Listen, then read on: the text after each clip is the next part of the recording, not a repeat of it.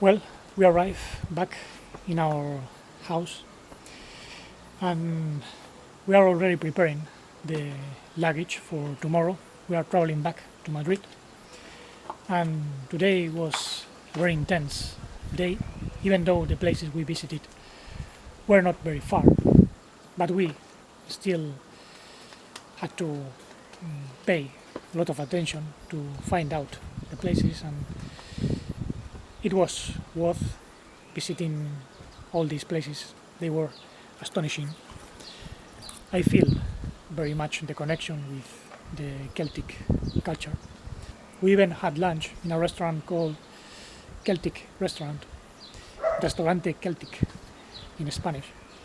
And we also met with one of the followers and listeners of this channel, Pablo from Galicia. He lives in Tui, not very far away from here, and even closer to the Celtic Castro we were visiting. As I was explaining, the castros were Celtic villages. The Celtic society was stratified. They had more or less the same structure all over Europe. Celtic settlements have been found all over Europe, in Austria, France, Ireland, Scotland, the northern part of the Iberian Peninsula, Spain, Galicia, Cantabria, and Portugal, of course. In the middle of the Iberian Peninsula, we have the Celt-Iberian culture, and all of them were wiped out almost by the Romans, even though most of us living here have a high percentage of Celtic Iberian blood. My sister had a test and she received the notification of 97% of Celto-Iberian percentage in her blood, so I'm probably the same, and I feel very much connected to those ancient cultures, the symbols, even the beliefs of the soul that is immortal and travels throughout the ages. And I think fragments of those souls are in many of us, still wandering in this cosmos. There are many things that I could tell, and I can say that the Celtic society was divided in women, the elderhood, and children on one side, and then the merchants, the pot makers, builders, the cultivators of the land, the bards, which were musicians, and of course the druids, who were wise men, priests that knew the laws of nature, and they could communicate with nature. They not only spoke different Gaelic languages, but also Greek, and very possibly Hebrew. Actually, Hebrew is very much related with the Celtic society, because the Celts were probably part of the lost 10 tribes of Israel. Actually, Paul wrote to the Galots, to the Galatas in France, because he knew they belonged to some of the remnants of the lost tribes that moved westwards when they left that land of Canaan. And it's not a coincidence that some Gaelic dialects are very similar to Hebrew. Druids also knew the Ogham script, which was a very ancient language written with lines and symbols of different kinds. And all this is part of a very ancient light tradition here in Europe, which was almost wiped out. But some traces have remained, of course. And as you can see in the pictures and videos I show, they live in sort of cottages. The circles were the units they use. Some were bigger than others, and there were walls dividing different family units. And as you can see, the castros are very similar here, but the Celts live in other parts of Europe, as I said, and they use different structures. The castros are very popular, but I think there were some others, and they were very good builders. If you notice, the position of the stones is very similar to that of temples like Sacsayhuaman in Peru, even though this was a megalithic site, and these are not megalithic. These belong to the Roman era, or even before. It was Herodotus, the Greek historian, who called them Keltoi, to that collective of people that live in a very similar way, herding, cultivating, building, and always with the same structure. So this is an overview of everything I have been explaining today. I hope you enjoyed the images and videos, and let's see what's coming next. I am enjoying this therapeutic trip, and always keep in mind the purpose of all this travel, which is a reconnection, a reflection on what we are, how we are ending certain cycles, especially with my dad. And this is a good opportunity, as I said, on the morning to reconnect with our true conscience, which goes beyond the limitations we find here on Earth. Despite we have fragments of ancestral souls, our true spirit of light comes from the true Father of Lights. Therefore, we have to be faithful to that source and realize that we came to save something that is trapped in this world. Having said this, let's see what's coming next.